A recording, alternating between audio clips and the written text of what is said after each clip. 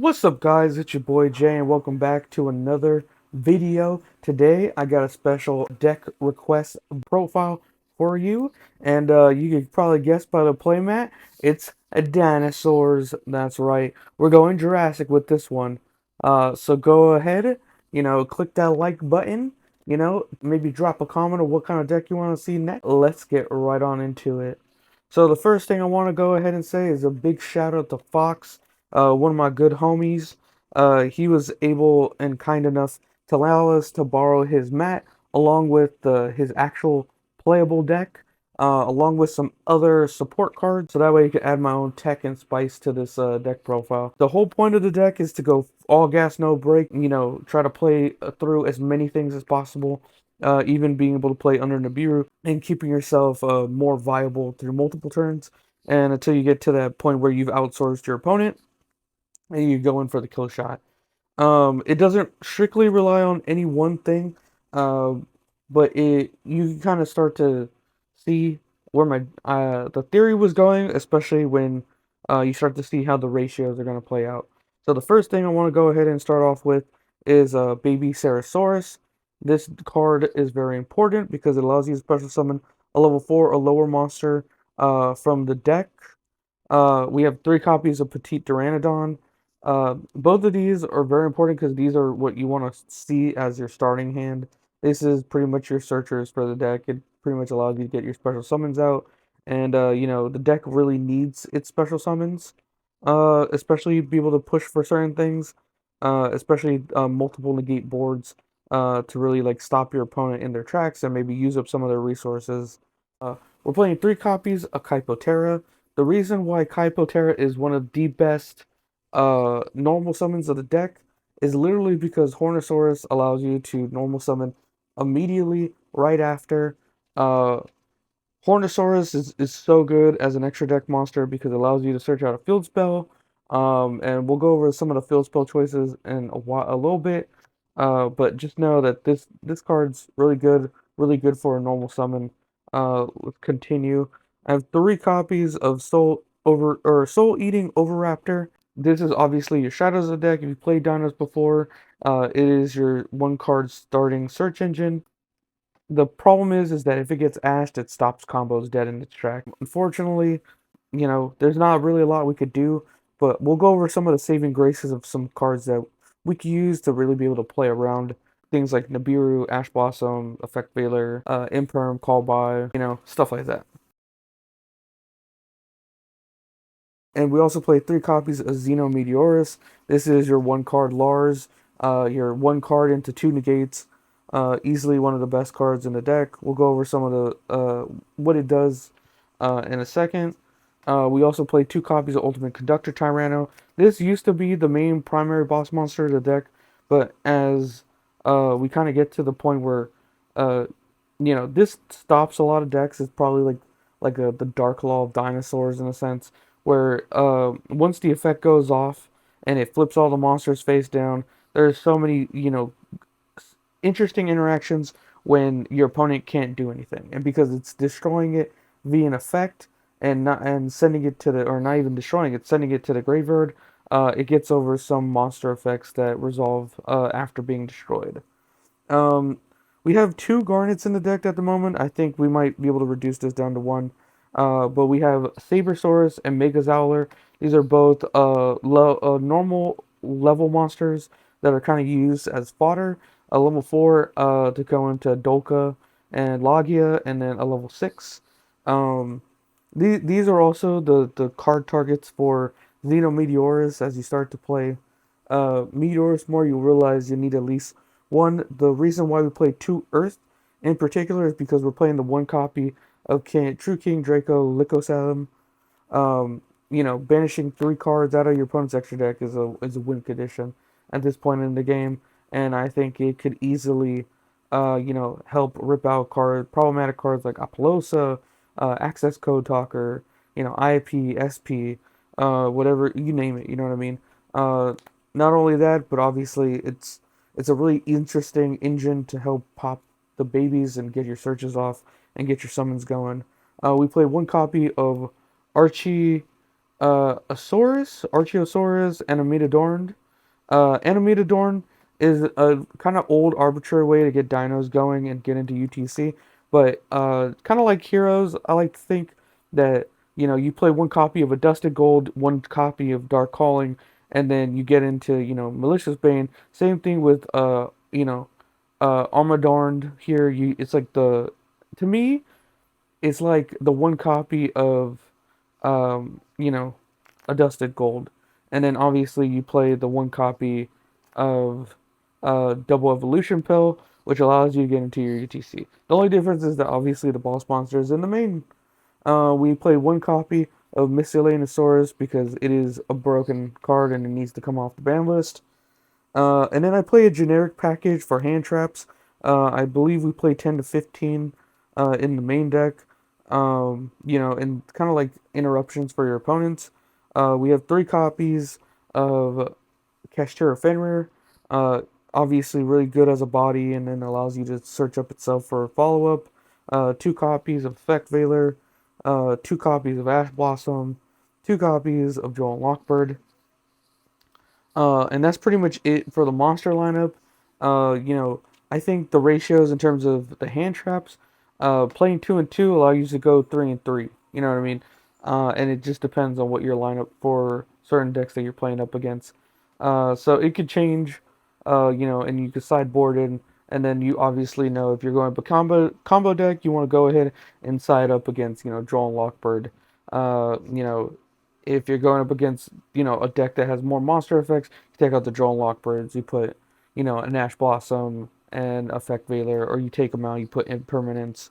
So I think the trade-off for the side decking, it makes it a little easier when you run these ratios. So it's very iffy.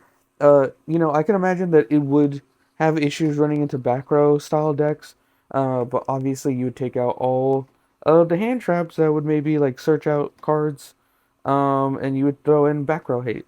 So I think it's a really interesting way to side in for other decks, and decks like Labyrinth and you know Purely.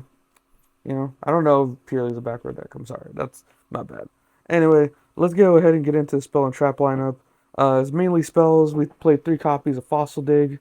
You really want to use this to kind of bait out Ash, or at least for the initial Ash. Sometimes with other things in the deck, you kind of want to try to bait out Imperms and Effect Veilers because that's the thing that's really going to stop you.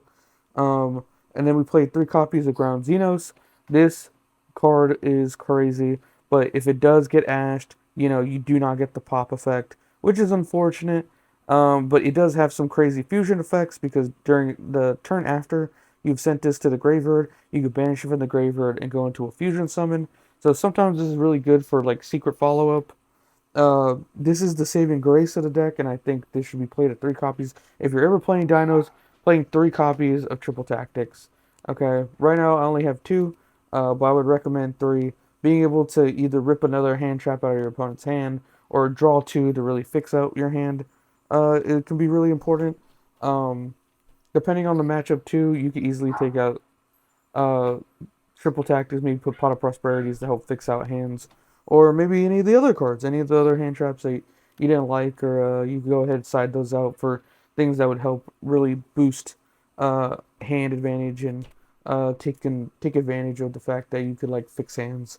For me though, we play one copy of Call By because we hate getting any form of stoppage. We play one Double Evolution Pill. We play one Polymerization because we could recycle it. This is pretty much another copy of Ground Xeno, and it's Dragonic Diagram. This card will make the deck go crazy, and you'll see when we get into our test hands. And then one copy of Lost World. And that's pretty much it for the deck profile. Let's go ahead and I'll get into a test hand. Let me go ahead and set up the camera again. Alright, so I'm going to go ahead and get started and show you guys a 2-card combo. I had to really open up with dinos. So obviously we played 3 copies of Petite Pteranodon or Baby Ceratosaurus. Either one will work for this. We played 3 copies of Ground Xenos, even Dragonic Diagram. There are ways to kind of get into Dragonic Diagram in order to really open up another lane for this kind of combo. But pretty much, these two are the main starters. You want to go ahead and activate Ground Xeno. If they try to Ash Blossom, the quickest recall to that or answer to that is to play by call by, obviously stopping it. Or, you can let it go through depending on how many cards you have in your hand, and you could play triple tactics. And then, either rip a card or whatnot, depends on how your hand plays out. But once you get it going, you can go ahead, activate the effect. Is it going to allow you to search first? So the first thing you're going to do is search out a dinosaur tuner monster, which is going to be Xenometeorus. And then you're going to go ahead and destroy the baby Petite Durantron, um, using the effect of either Baby Ceratosaurus or Petite Durandon. You're going to use their effect effectively, and then you're going to also activate the effect of Xenometeorus. So since a card was destroyed while it was in your hand, you're going to be able to special summon this, right? So Chain Link 1, Chain Link 2. So this comes out the effect of Petite Durandon that allows you to special summon a level 4 or higher. We're going to go Overraptor. And then the effect of Overraptor will allow you to add and search for Capotera. Normal summoned yet, because this was special summon using Petite Durandon's effect. You're going to summon out Capotera using its effect to search for Poly. Now, depending on your hand, you can use cards like Fossil Dig to search out another dinosaur monster. In this case, it's a level 6 or lower, so you can even add another baby to your hand, right? So we're gonna go ahead and say something like, Baby Ceratosaurus, which will allow you to enable your play a little further. Using the effect of Xenometeorus, it does lock you into dragon, worms, and other dinosaur and sea serpents. But using its effect, you can pop the Baby Ceratosaurus from your hand. Boom. That lets you special summon a level 4 or lower. And also, this allows you to special summon out a level 6. So we're going to go ahead and summon out. We'll do Sabersaurus. And then we'll also do another baby. Now, using polymerization, you could easily fuse Kypotera and Xenometeorus, which are Capo and one dinosaur monster. As you go into Horndosaurus, Horndosaurus will go into the extra monster zone, right? Its effect, for right now, we go ahead and we get to activate one of our two options. We have Lost World, and then we also have Dragonic Diagram, right? In this case, we're going to use Dragonic Diagram to enable a further play. So, using Dragonic Diagram, it says that you could destroy one other card you control or in your hand, and if you do, so if you have an extra baby in your hand or you have a monster on the field that you don't need, so in this case, I can use the effect of Soul Overeating Raptor, target the Sabersaurus, and then target Petite Durandon, right? And I'll bring it back. And then I'll activate the effect of Dragonic Diagram, getting rid of Soul Overeating Raptor, right? Which will allow me to add True King Ligosarium to my hand.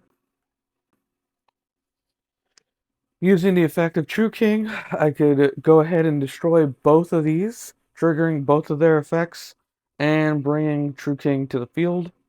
True King then banishes 3 from your opponent's extra deck, and then you get the follow-up off of Petite and Baby Pteranodon, right? So one level 6 or higher, and one level 4 or lower. So this is where you could easily bring out like Megazowler, right? And maybe Archaeomodornosaurus. If you had another dinosaur in your hand that you could get rid of, you could use the effect, add double evolution pill. We'll just say we did have an extra card. We can add double evolution pill to our hand. Megazowler, since they're both level 6. That. And you go into Lars. Okay.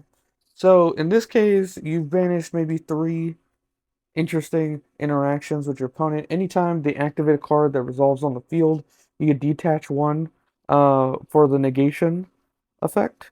And you could, this doesn't have any limit to it, so you could do it up to twice per turn. And then obviously, if you're going second, you could do something like double evolution pill and try to get Ultimate Conductor Tyranno onto the field. Summon. But yeah, so that was my 2 card combo guide for 2 of the scenarios. Hopefully you guys enjoyed it. If you guys have any questions or any comments, concerns, put them in the comment section down below. It really helps me out. Go ahead and like the video if you enjoyed it. And I will see you in the next one. The next one might be Heroes. It might be my personal hero spice. But let me know what you guys think about this deck. Alright, I'll see you in the next one.